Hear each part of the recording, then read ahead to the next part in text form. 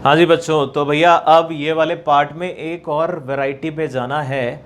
कई बार ऐसा भी होता है, सवाल लॉग के जब सॉल्व कर रहे होते हैं तो x की पावर में लॉग चढ़ जाता है, या 10 की पावर या 2 की पावर, और कई, एक नहीं कई, इधर भी है उधर भी है, और ऐसी इक्वेशन जब फंस जाती है तो टेंशन आती है।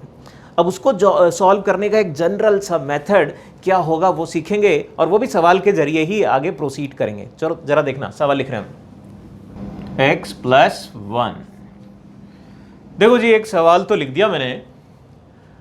अब पावर में log x+1 लिखा है और इस तरीके से, और फिर मैं आपसे कह रहा हूं कि भैया इसको सॉल्व करो, तो थोड़ा सा कंफर्टेबल तो नहीं लग रहा है देखकर। लेकिन अब log तो सॉल्व तभी हो पाएगा जब वो नीचे आए। अब नीचे कैसे आए वो सोचने की जरूरत।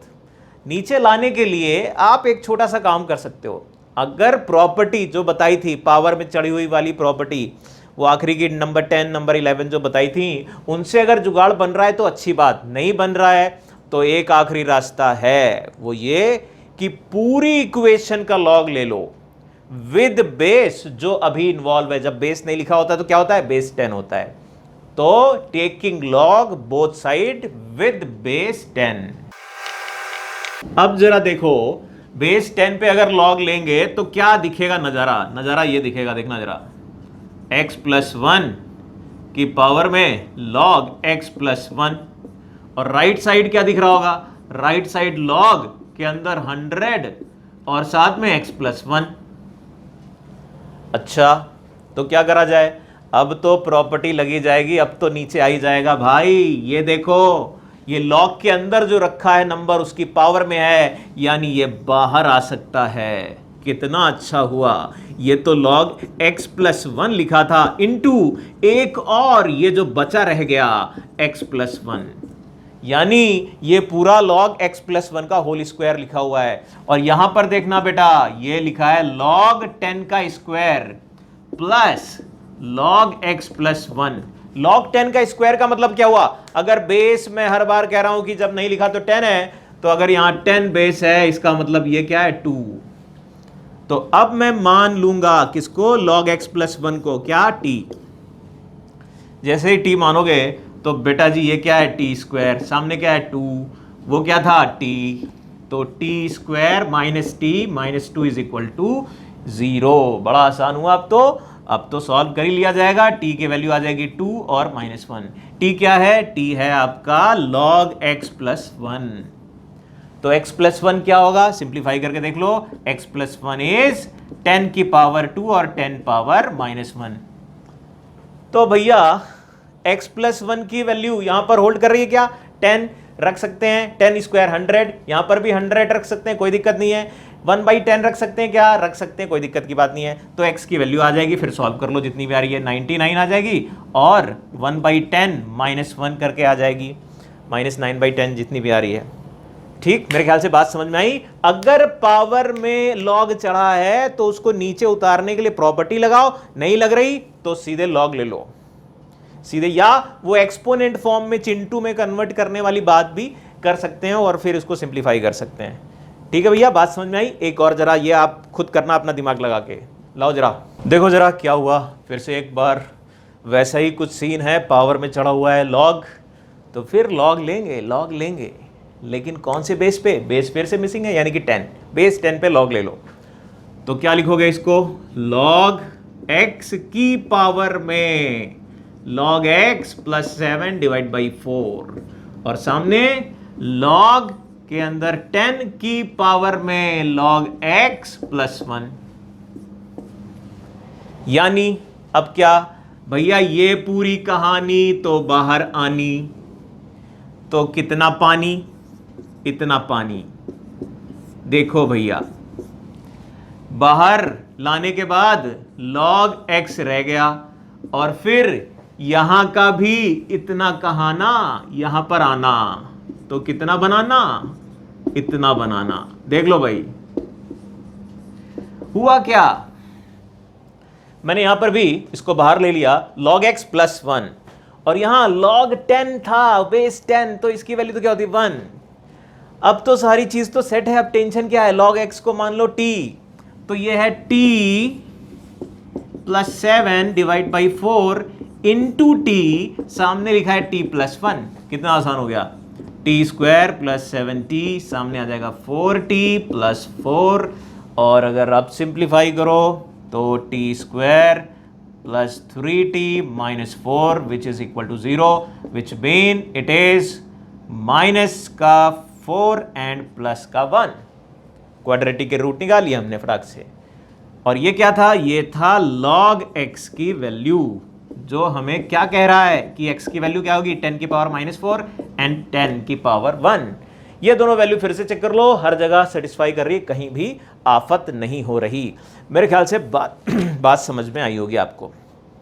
ये जो हमने पावर, और ये बिल्कुल एक स्टैंडर्ड रूल बना लो कि पावर में है तो मुझे बाहर लाना है।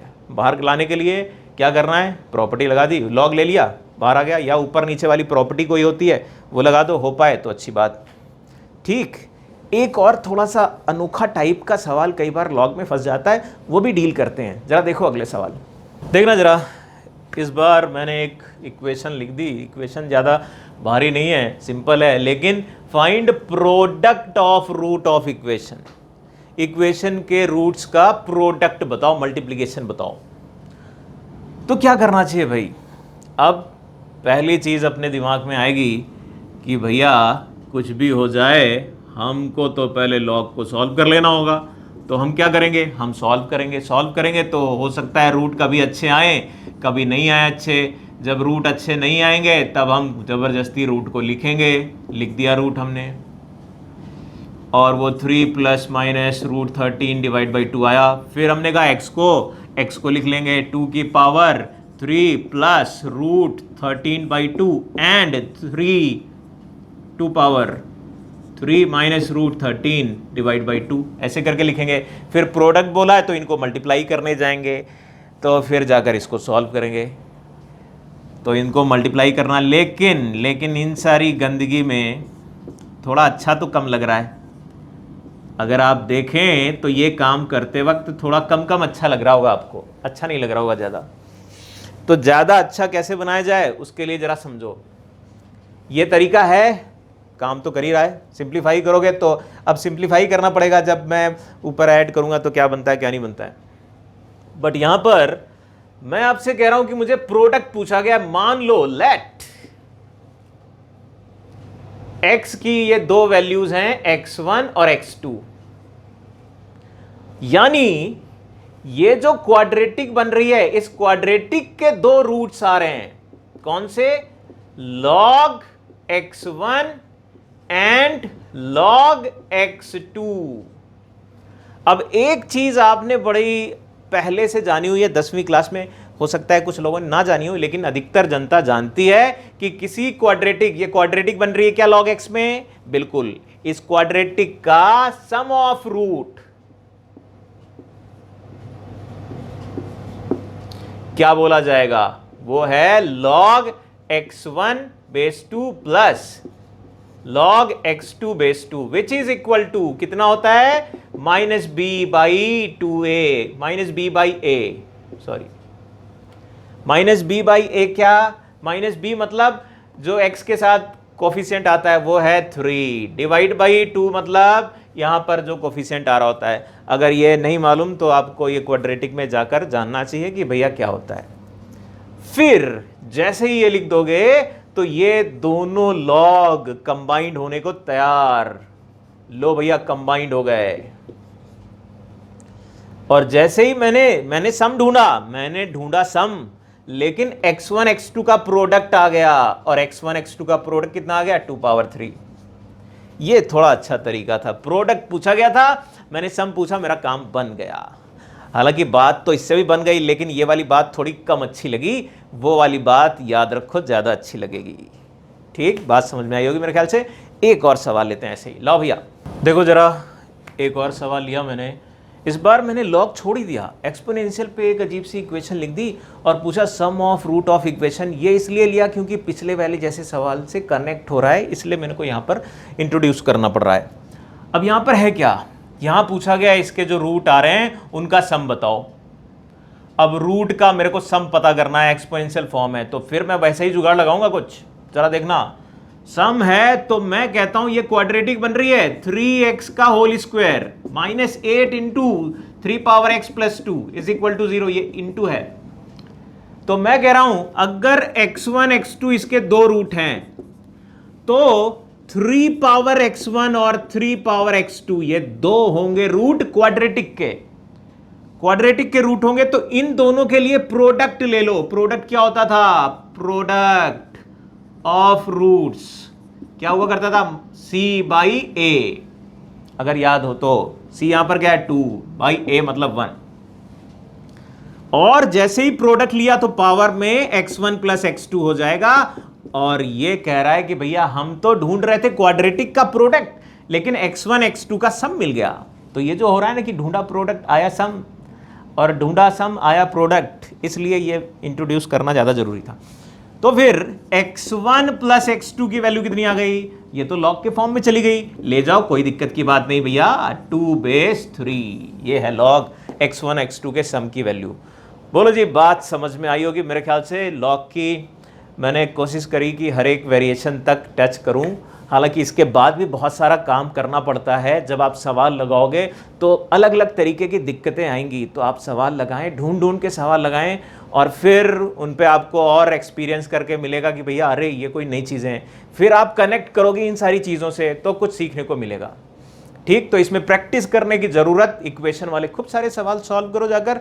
अब अगले वाले लेक्चर में हम जब इक्वेशन जान गए तो अब हम इनकी इनइक्वालिटी सॉल्व करना सीखेंगे कि इनइक्वालिटी कैसे सॉल्व करें।